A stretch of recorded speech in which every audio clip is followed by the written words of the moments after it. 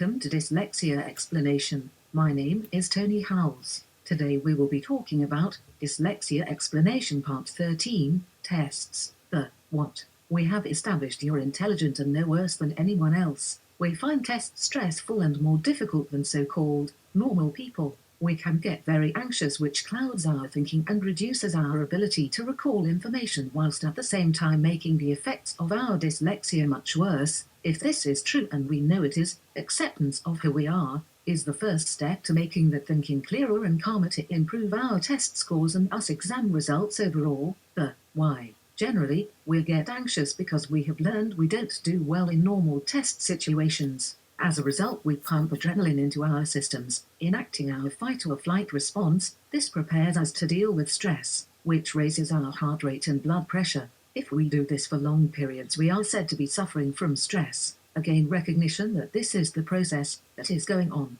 This is the first step to acting and reacting differently, so the results are different. To keep doing the same thing just ends in the same result. What do we do about it? Control the variables. You will be starting to see a pattern. What are the variables in exams, you ask? When is the test? Where is the test? Is the exam board and test center fully aware of your reasonable adjustments, and are they in place? What are the conditions of the test? What am I allowed to do in the test? What am I not allowed to do in the test? Acceptance of the process and what is happening is the first step. It's quite normal to feel nervous, but not normal to let this process get out of control. How do we take back control? Where will the test take place? Visit the location several times if needed. When attending the test center, ask, are they aware of your disability and have they put in place steps to make your reasonable adjustments available? All your reasonable adjustments need to be available for you to take the test. Making the examination board aware of your reasonable adjustments gives the test center plenty of time to put them in place prior to you attending.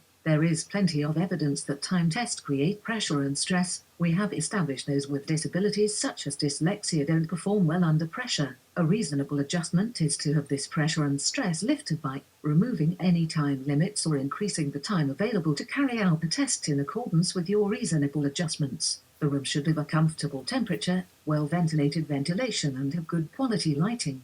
The room should also be just for you. If your reasonable adjustment is to aid concentration, then the test center should have no problems providing this. We should be able to write on the question paper. We can answer questions in an while order. We ask for reading time to understand the questions. Select the order we are answering them in and marking the test paper as we need to give us the best opportunity to do well.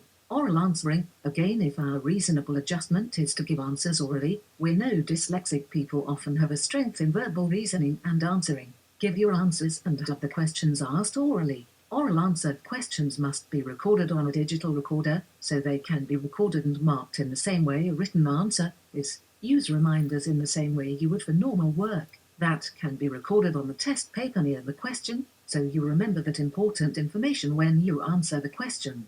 Plus, you can read your answer and check it against your reminder. The test is about establishing your understanding of a subject, not about testing your ability to cope with pressure and stress brought on by time constraints. Plan early. Ensure your reasonable adjustments are recorded and assessed as part of your dyslexia diagnosis, and ensure this information is shared with the exam board and test center. Thank you for listening to Dyslexia Explanation Part 13, Tests. The next in this series is Dyslexia Explanation Part 14, Learning Style. If you have enjoyed this learning, please like it on Facebook and YouTube, but more importantly, share it with others by sharing it to other social media pages and groups to help as many friends and people as possible. Thank you, Tony Howells.